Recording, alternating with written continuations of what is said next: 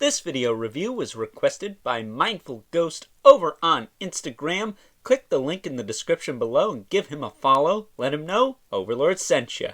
Now on to the review. Take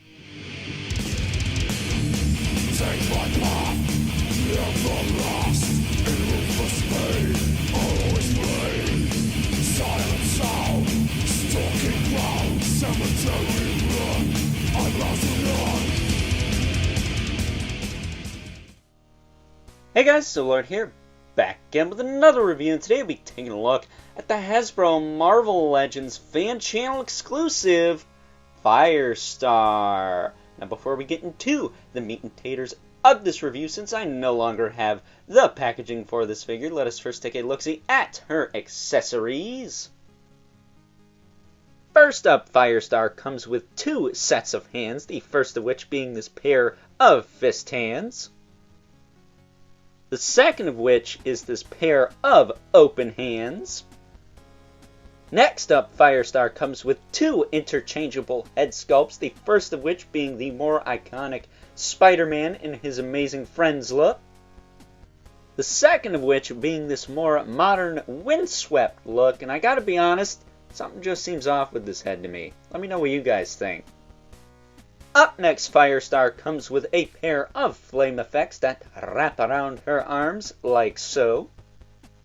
And last but certainly not least, Firestar does come with Little Miss Lion here. For those of you who remember the Spider-Man and His Amazing Friends animated series, you know that this little doggo used to hang out with the team and Aunt May on occasion. Now it should be worth noting that Miss Lion does have a little ball joint in the head here, so she can look around a bit. So that is quite nice, but is it just me? Does this figure seem a little bit out of scale with Marvel Legends? I'm no dog expert, but I remember her being a little bit bigger than this in the show. Let me know if I'm wrong about that in the comments below. But with that being said, let's now move on to the aesthetics and articulation. Taking a closer look at good old Firestar here, and I don't know about you guys, but when I was a boy, I used to watch the hell out of Spider-Man and His Amazing Friends over on the good old Jetix. Anyone remember Jetix? Used to play Spider-Man and His Amazing Friends, the 60s Spider-Man show. I think it even played Gargoyles at some point. Y'all know how much I love me some Gargoyles, but we're not talking about all that. We're talking about good old Firestar here, and I am not going to display her with this head. This is the Spider-Man and His Amazing Friends head. It's how it was meant to be. It's how it always will be. That's my story, and I'm sticking to it. That said, I also don't care for the windswept hair on this figure, on the other head. Just looks kind of funny to me. I like the little curls and whatnot and this more relaxed look. That, and it's how she appeared in cartoon, of course. Particularly in that still image where they're all kind of standing there with their hands on their sides like this. And at some point I will have that on my display, because that is nostalgic as balls. So with that being said, as far as her articulation goes, it's a Marvel Legends female figure from circa past 5-6 years or so. So you should know what you're getting here, but I'll go over it real quick. I'll be nice, why not? Her head does rotate pretty well.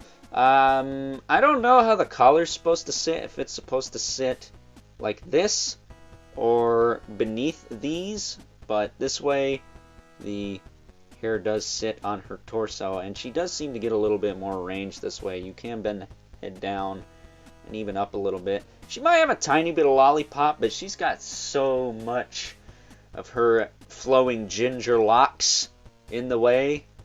I don't really care in this case because you can't see it. Out of sight, out of mind, as I always say. Her shoulders, they do go out to the side. She can do a T-pose, so that's good. Rotate all the way around. She does have a single hinge at the elbow with rotation. Swivel at the wrist with a hinge. No grip hands, so she does have the appropriate hinges in all of the hands.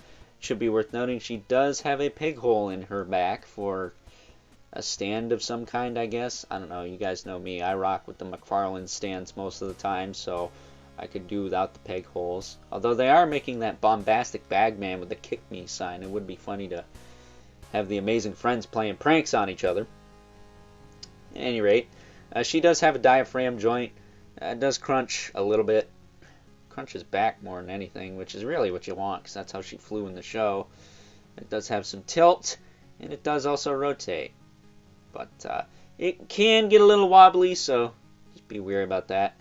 As far as her legs go, and this is where my point of contention with this figure lies, not because she doesn't get crap for range going out, I mean that kind of sucks, but she does kick forward pretty well. She does have the pin knees, not as bad on her, I'll say.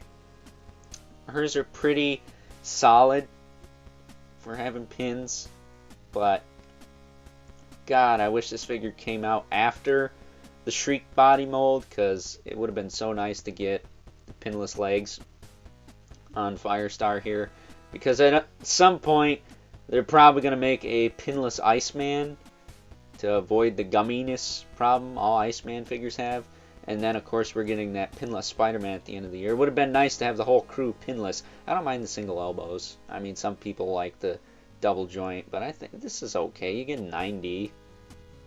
That's enough for what I want to do.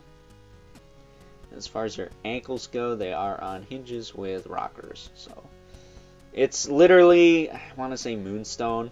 It's where she gets her body parts from. The torso is from, I think that Black Widow Walmart exclusive figure, if I'm not mistaken. She had like the puff up collar like that. I will say this, my first Firestar, this is not a common problem to my understanding, but my first Firestar, her neck wasn't glued in right. It wasn't deep enough, so it was really gummy there. This one does not have that problem at all, so that's just an example of Overlord's crap luck with figures once again, but it is what it is. I got a replacement because BBTS is freaking dank when it comes to that shit, so there you go. But I really like this figure, man. With the pins and all, I still think it's solid. If you're at all a fan of this show like I am, you definitely want to have this. This is a nice release. I don't know if it's still available. This figure is like a year old at this point. But I would highly suggest you try and track one down for a decent price. Easily one of the better Marvel Legends of last year, which I don't think she was even mentioned in my top 10 Legends video for last year, but I'll give it to her now. This is one of my favorite female figures from the Legends line that came out last year. Straight up. Do not pass go, do not collect $200. This is by far one of the best female figures from last year because of the nostalgia factor and the fact that even though it is on an old body, it's still pretty good. You know, sometimes old parts do work out, unlike with that son of a bitch Sleepwalker. But with that being said, let's now move on and take a look at some size comparisons. First up here is Firestar next to her amazing friends, kind of, the symbiote / black costume Spider-Man from the Spider-Man Retro Wave 2, and Iceman from the Age of Apocalypse Wave 2, the one that built the AOA Colossus. Now, is it just me? Does it seem very strange that we have yet to get a quintessential Iceman before we got all the Eternals, America Chavez, all the Shang-Chi characters? Seems very strange to me because if Iceman were to appear in the MCU, we'd get like 50 figures of the guy. Maybe someday Iceman will finally get his due. But until then, we do have this cool looking spiked up version, which I'm going to just call Spider-Man and his badass friends instead of amazing friends. Because just look at these three. They look great together, right? Next up here is Firestar alongside a couple other spicy gingers I happen to have laying around. The Spawn Universe Deluxe She-Spawn and the Marvel Legends Angela from the Titus Build-A-Figure Wave.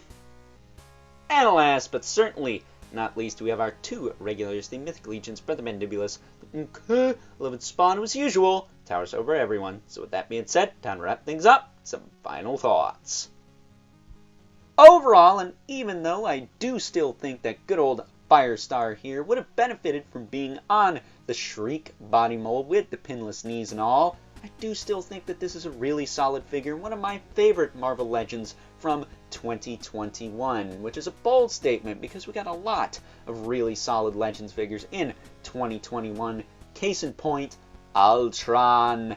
But if you guys are like me and have a hardcore nostalgia for Spider-Man and his amazing friends, then this is definitely a must-have and really a no-brainer at this point, right? I mean, you can't have Spider-Man and his amazing friends without good old Firestar here. Now, if we could just get an Iceman to go with them, we could finally have the complete team of 3, minus Aunt May, because I don't know if we'll ever get that or not. But with that being said, not sure what this figure's going for now, but given the fact that a lot of Marvel Legends I have gone from 20 to 30 bucks to 50 to 100 bucks, better get this figure sooner rather than later, because you definitely don't want to be paying up the nose sitting around waiting too long to pick her up. So get her while you can, or she's practically unattainable, much like that retro carded Spider-Man.